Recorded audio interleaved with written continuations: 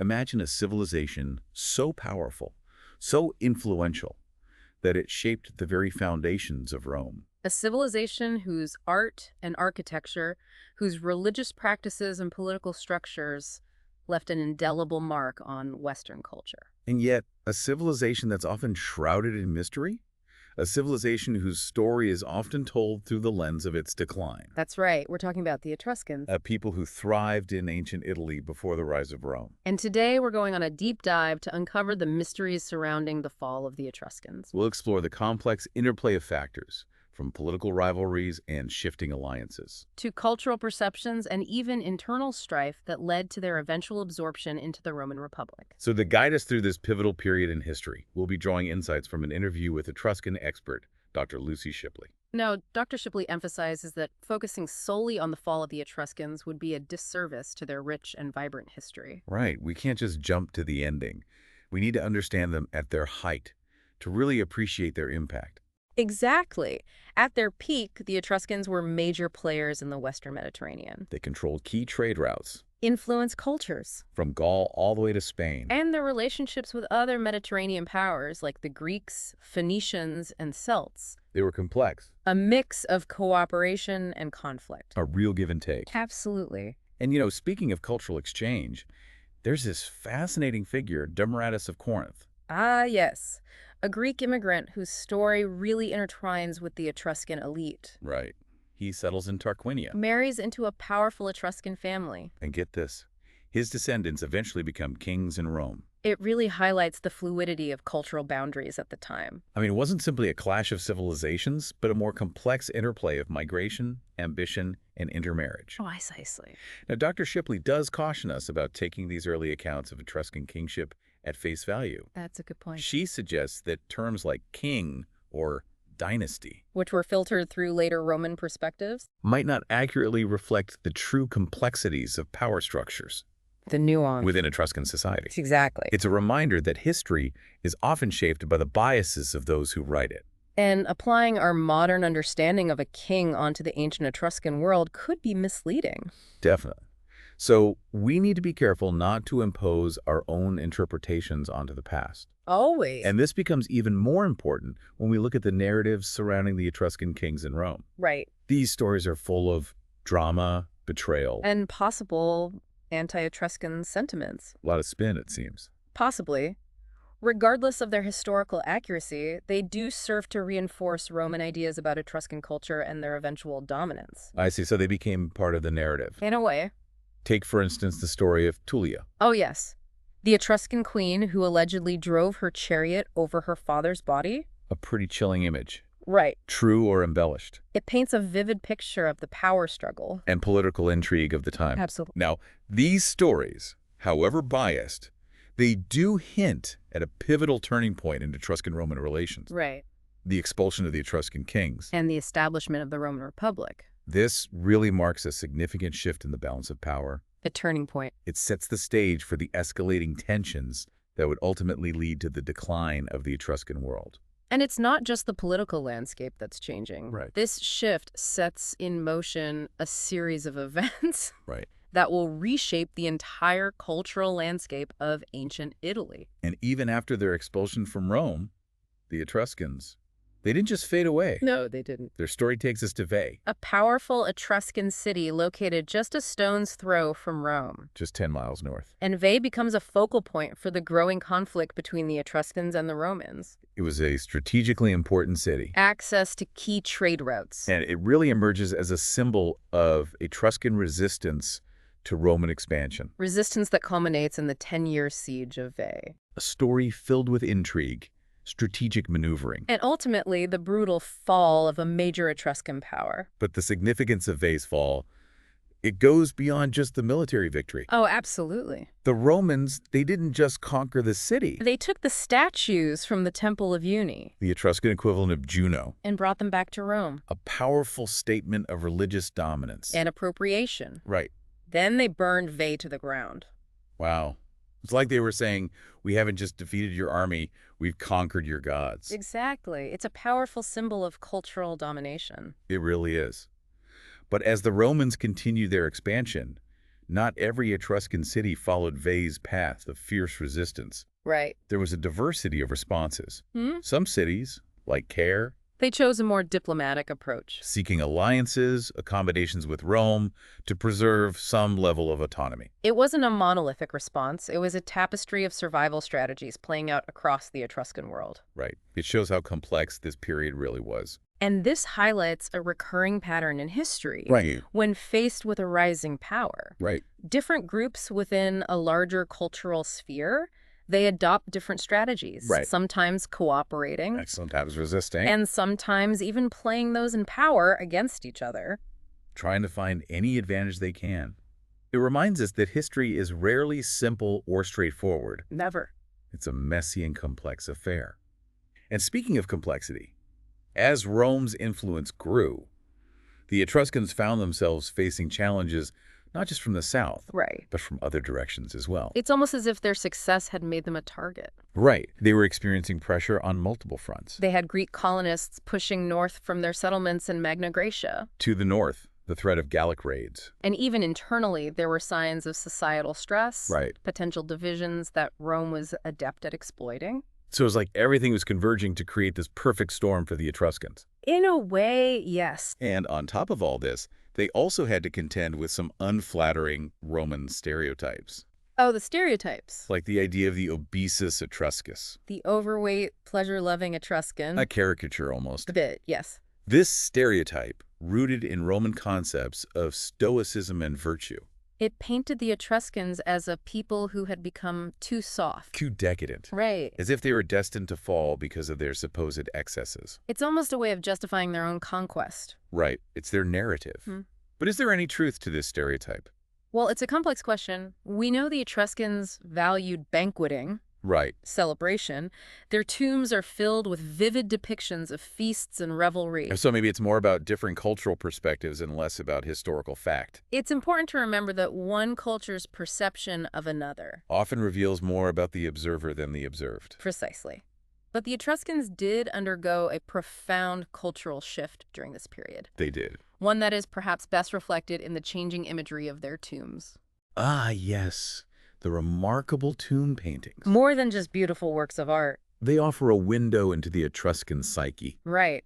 Early tombs depict these vibrant banqueting scenes, Right. mythological figures, a generally optimistic view of the afterlife, It's a world of joy, celebration. and a deep connection to nature. But then, as we move into later periods, The mood shifts. right, The imagery becomes darker. full of anxiety. Exactly. The once joyful scenes become populated with demonic figures, Oh, wow. terrifying creatures, a sense of unease about what lies beyond death. It's like their worldview was being reshaped by the changing circumstances around them. That's a great way to put it. Like the tomb of the infernal chariot. Oh, yes. The name itself evokes a sense of dread. Instead of those lively scenes of banqueting, Right. we encounter triple-headed snakes, monstrous demons, Wow. a chilling chariot driven by a creature with fangs and fiery hair. Wow. That's a far cry from those celebratory scenes we see in earlier tombs. It really makes you wonder if these darker images reflect the anxieties. The uncertainties the Etruscans were facing as their world was changing around them. It's a haunting reminder that even the most vibrant cultures can be profoundly affected by external pressures. And internal uncertainties. Absolutely. So, while the Etruscans undeniably faced military and political defeats, their cultural response It was far more nuanced. is much more complex. It makes you wonder, did the Etruscan story truly end with Roman conquest? Or did elements of their culture manage to survive even under Roman rule? That's a great question, and that's where we'll pick up in part 2 of our deep dive into the world of the Etruscans. You know, it's easy to assume that once a civilization is conquered, its culture simply vanishes. Right. Gone without a trace. But Dr. Shipley makes a compelling argument for the persistence of Etruscan traditions. Oh. She suggests that instead of disappearing, Etruscan culture adapted and endured under Roman rule. So rather than a complete eradication, it was more of a blending or merging of traditions. Exactly, and we see this in various aspects of Etruscan life. Like where? Starting with religion. As Rome expanded, it often adopted this policy of religious tolerance, Oh, interesting. allowing conquered peoples to maintain their As beliefs. long as they didn't challenge Roman authority, I imagine. Precisely. So, in this context, many Etruscan religious practices continued to thrive. So they were allowed to continue. In fact, some of the most illuminating artifacts that shed light on Etruscan religion, they date from this later period. After the Roman conquest. Exactly. Like, Well, there's the bronze liver of Piacenza. oh, yes, I've seen pictures of that. Hmm. It's a bronze model of a sheep's liver. Right. Meticulously divided into sections. Representing different deities and celestial houses. A truly remarkable object. It gives us this glimpse into the complexity and sophistication of Etruscan religious beliefs. It's fascinating. And it wasn't just about preserving individual artifacts. Right. We also see evidence of continued religious activity at sites like Sascianiano Debi. With its blend of Etruscan and Latin inscriptions. Exactly. This sanctuary, with its bronze statues and votive offerings, it highlights the enduring power of Etruscan religious traditions. Even as Roman influence spread. It's a testament to the ability of local beliefs to coexist. And even intertwined with those of the conquering power. Absolutely. So while the political landscape was undeniably changing, the spiritual landscape retained these elements of Etruscan character. Precisely. And this cultural persistence isn't limited to religion. Oh, It extends to areas like law and land management. interesting. The Cortona tablets. Okay. They offer a unique window into Etruscan legal practices during this period of Roman rule. These tablets sound intriguing. What can they tell us about Etruscan life under Roman rule? Well, they're bronze tablets dating from well after the Roman conquest. Okay. And they document a legal dispute Oh, over an inheritance, okay. specifically the division of a vineyard. Interesting. What's striking is that the language, the names, the legal procedures Still Etruscan. all point to a continuation of Etruscan traditions. Wow. It's like finding a legal document from centuries ago, written in a language that's both familiar and foreign. A testament to the persistence of local customs. Exactly. And it challenges this notion of a clean break. Of Roman culture completely erasing Etruscan practices. Right. So instead of a complete cultural takeover, It's more accurate to see it as a process of cultural blending. with Roman and Etruscan traditions coexisting, influencing each other. That's a great way to put it. And this blending is also evident in the way Romans approached urban planning in Etruscan cities. Oh, interesting. Many cities, despite being under Roman control, retained elements of their distinctive layouts and architectural styles. So it wasn't just a matter of imposing a uniform Roman grid onto existing cities. There was a degree of respect, or maybe a pragmatic recognition of what worked when it came to incorporating Etruscan urban traditions. Precisely. And this respect, or perhaps pragmatic adaptation, extended to other areas of life as well. Oh, like what? Consider, for instance, Etruscan expertise in engineering and hydraulics. Right. The Etruscans were renowned for their impressive drainage systems Their ability to manage water. and their skill in constructing roads and bridges. Exactly. And these skills, they didn't vanish with the arrival of the Romans. Right. Recognizing their value, the Romans incorporated Etruscan engineering techniques into their own infrastructure projects. It's like a cultural exchange program where knowledge and expertise are shared and adapted to meet new challenges. That's a brilliant analogy, and this exchange wasn't one-sided. Oh. While adapting to Roman rule, the Etruscans also absorbed elements of Roman culture, I see. especially in language and art. So it's a two-way flow of ideas, Traditions. practices, Yeah. creating something new and dynamic in the process. Exactly. And this fusion is reflected in later Roman art and literature. Oh, how so? Well, we find echoes of Etruscan themes, motifs, even characters. Oh, interesting. Think of the Roman interest in Etruscan divination, or the presence of Etruscan soothsayers in Roman historical accounts. It's fascinating how these cultural threads woven into Roman society serve as reminders of the enduring legacy of the Etruscans. It is indeed, and this leads us to another compelling point Dr. Shipley makes. What's that? The story of the Etruscans, it doesn't conclude with Roman conquest, Right. or even with the fall of the Roman Republic. You're suggesting that their influence extended beyond the classical period, Right. reaching into later eras. Precisely. Dr. Shipley points to evidence suggesting that Etruscan cultural practices, particularly in rural areas, continued well into the medieval period, Really? perhaps even influencing the development of certain folk traditions and beliefs. So even though their political power had diminished, aspects of their culture persisted. Almost like hidden threads woven into the fabric of later societies? Exactly. And this brings us to the concept of the Etruscan afterlife. Not in the literal sense of their beliefs about the underworld, Right. but rather in the way their culture continued to captivate the imagination. Centuries after their political decline. It's as if they left behind a cultural ghost, a presence that continued to haunt the historical landscape. That's a captivating way to put it. And this Etruscan ghost, it becomes particularly evident during the Renaissance, Yes. when there was this resurgence of interest in all things classical. Including the Etruscans. Right. The Renaissance was a time of rediscovering and reinterpreting the past. Absolutely. During this period, the Etruscans became a source of fascination. For artists. Scholars. And even political thinkers. Their art, their architecture, their mysterious language, all of it fueled the Renaissance imagination. So the Etruscans experienced a sort of cultural resurrection during the Renaissance, their legacy reborn in the minds of those seeking inspiration from the past. It's a fascinating paradox. Mhm. A civilization that seemed lost to time, yet rediscovered and reinterpreted in a new era. And this rediscovery, it wasn't just about aesthetics. It had political implications as well. It did. Some Italian city-states seeking to assert their independence. From papal authority and the Holy Roman Empire. Exactly. They looked to the Etruscans as this model, Of a powerful pre-Roman Italian civilization.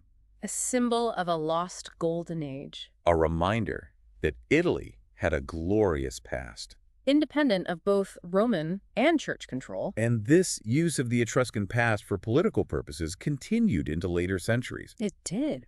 with figures like Garibaldi, the leader of Italian unification, drawing inspiration from the Etruscan struggle against Roman domination. A powerful reminder that history is rarely just about the past. Right.